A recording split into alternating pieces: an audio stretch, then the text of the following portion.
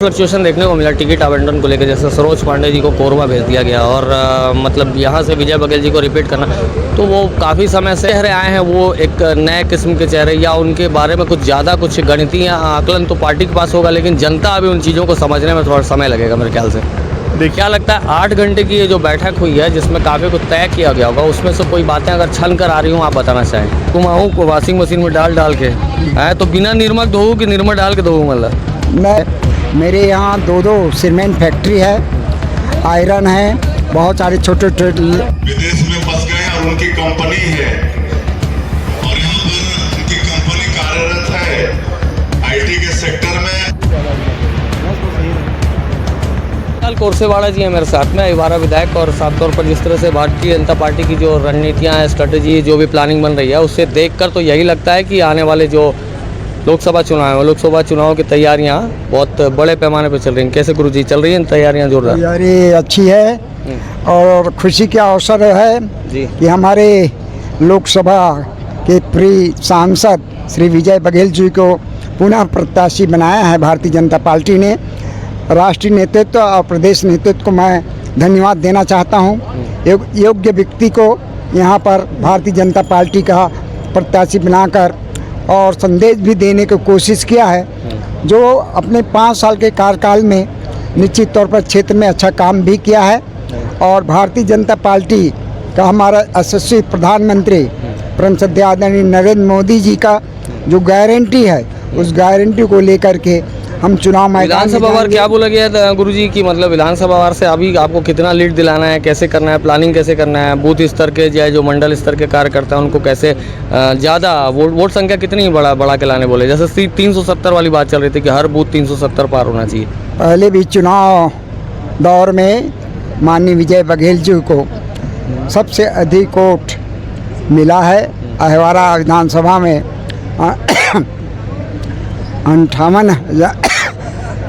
58,000 का लीड मिला था जी। आज भी उसको बरकरार रखने के प्रयास किया जाएगा। जी। और क्या जैसे लोकसभा के लिए बड़ी स्ट्रेटजी, जैसे आप सोचते होंगे कि कोई सांसद अगर आपकी पार्टी से चुनकर आते हैं तो जैसे मातारी वंदन योजना या धान खरीदी, ये सब बातें तो आती हैं, लगातार आ रही। बड़ी योजना के लिए क्या सोचते हैं अपने आपके इलाके के लिए, क्षेत्र के लिए, अहिवारा के लिए? कोई रेल प्रोजेक्ट हो, कोई फ्लाईओवर ब्रिज हो, बड़े स्कूल यूनिवर्सिटी का निर्माण हो, क्या आप बताएंगे कि उसको विज़न को सामने रखा जाए?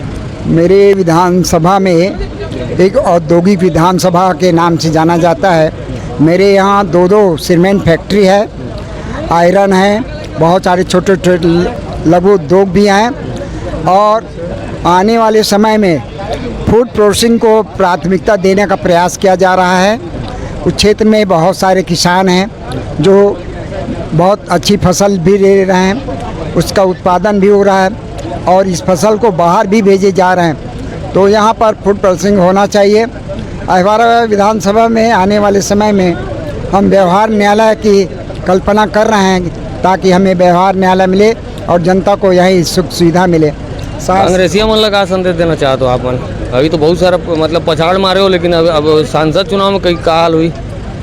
हमारे लोकसभा का जो चुनाव है छत्तीसगढ़ का 11 सीट है, 11 में भाजपा का विजय होने वाला है। कहते कि वॉशिंग मशीन ले डालो आप लोग, फिर से घुमाऊँ को वॉशिंग मशीन में डाल के है तो बिना निरमक धोऊँ कि निरमक डाल के धोऊँ? मतलब नहीं, बहुत कांग्रेसियों को देखना होगा और अपने घर में उनको बैठना पड़ेगा।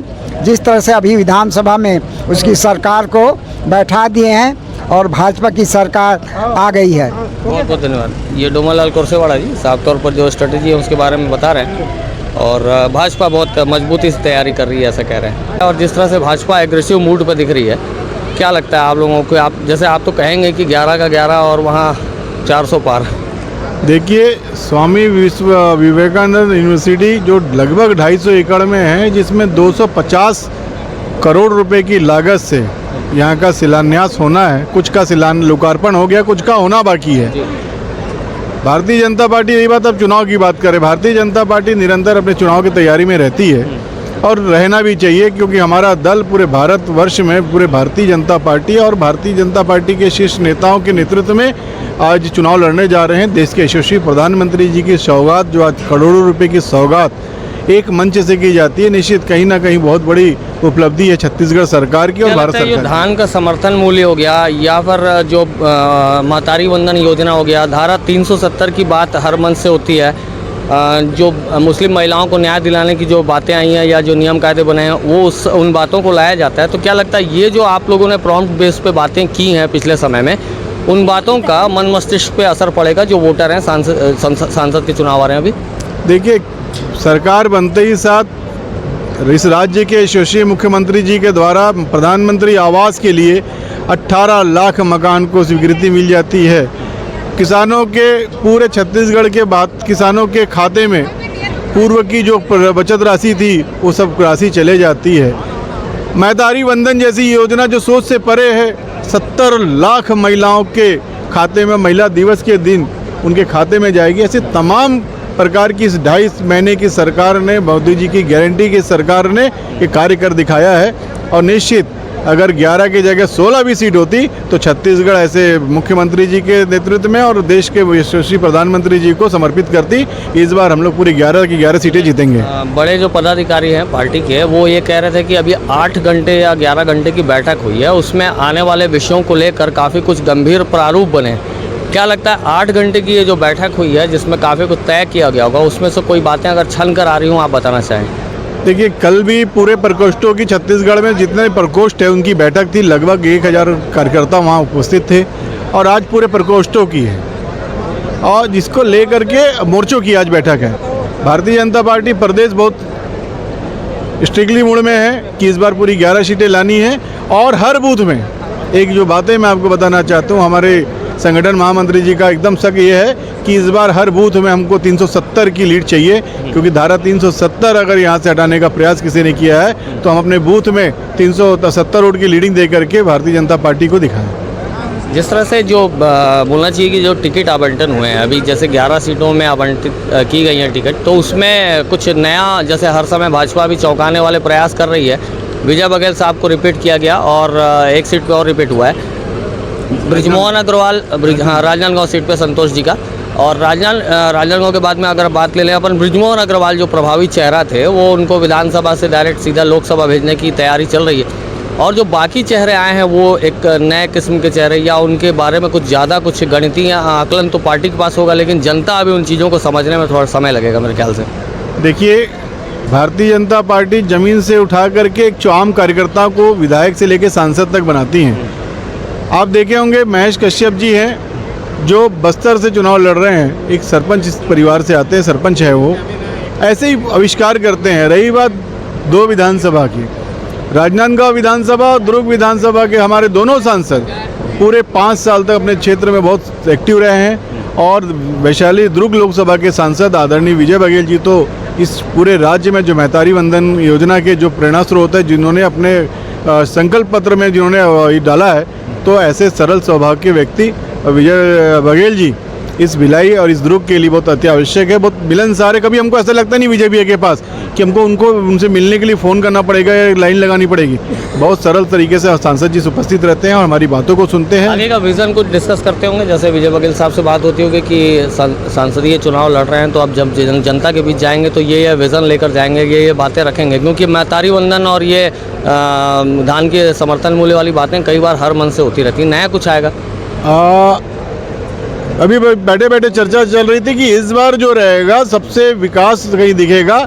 इस बार सेंट्रल की योजना नवागढ़ और बेमेतरा के बीच में अच्छी यूनिवर्सिटी, अच्छे कॉलेज, बच्चों के पढ़ने की अच्छी व्यवस्था, टेक्निकल यूनिवर्सिटी जैसे तमाम प्रकार की जो चीज़ें हैं इस बार नवागढ़ और बेमेतरा विधानसभा के क्षेत्र में आपको देखने को मिलेगी।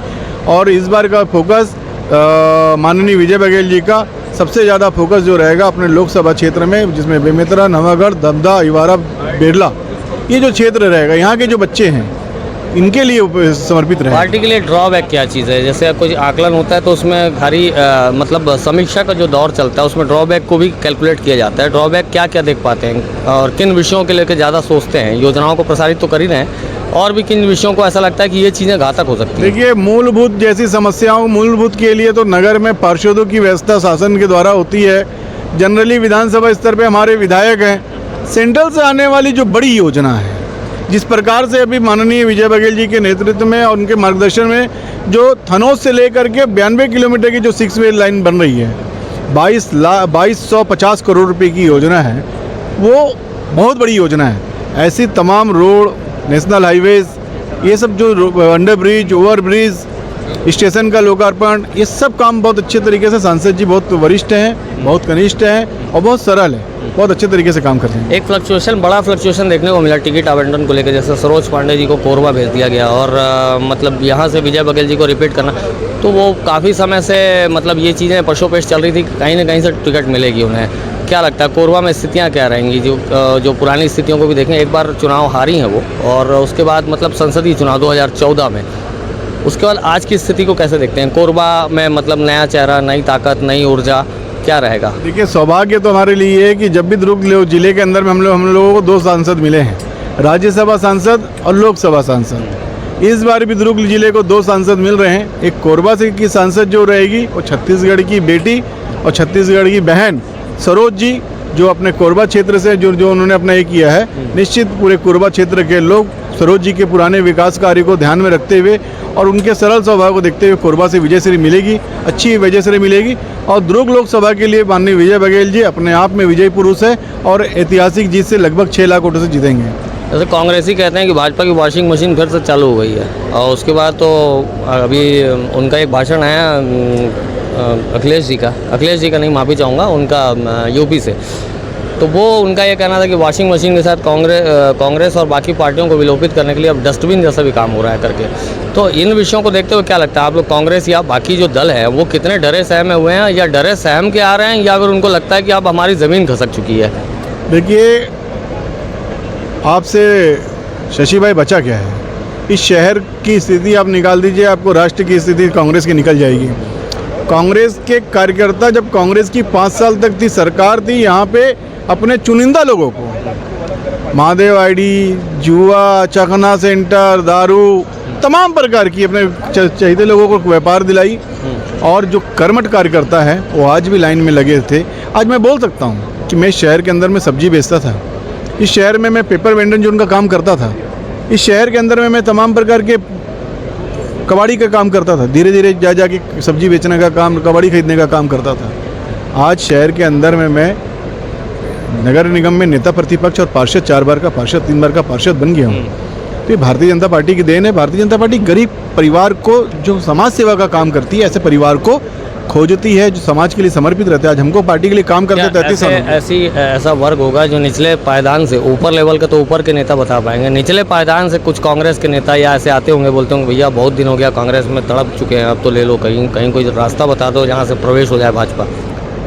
बहुत सारे लोग लाइन लगे हैं। सब लोगों की अपेक्षा है कि इस बार भाजपा के साथ, विजय भैया के साथ में, विष्णुदेव जी के साथ में और नरेंद्र मोदी जी के साथ में भारतीय जनता पार्टी के लिए और हिंदुस्तान के हिंदुओं के लिए, सनातन धर्म के लिए, जय जय श्री राम के लिए, धारा 370 के लिए, 3 तलाक के लिए, नेशनल हाईवेज, ओवर ब्रिज, आप तमाम देख लीजिए कि पूरे हिंदुस्तान में घूम लीजिए, रेलवे ट्रैक खत्म हो चुका है, सब ओवर ब्रिज, अंडर ब्रिज बन गए। ऐसे विकास की विकसित भारत के लिए भाजपा के साथ रह करके, नरेंद्र मोदी जी के साथ रह करके काम करना चाहते हैं। मतलब इसको मोदी जी का ज्वार माना जाए? ये भारतीय जनता पार्टी के शीर्ष नेता, कांग्रेस का भाटा बोल सकते हैं ज्वार भाटा बोल सकते हैं। ज्वार हमारी ओर है, भारत सरकार के साथ में है, भारतीय जनता पार्टी के साथ में है। और निश्चित जिस दल का नेता ही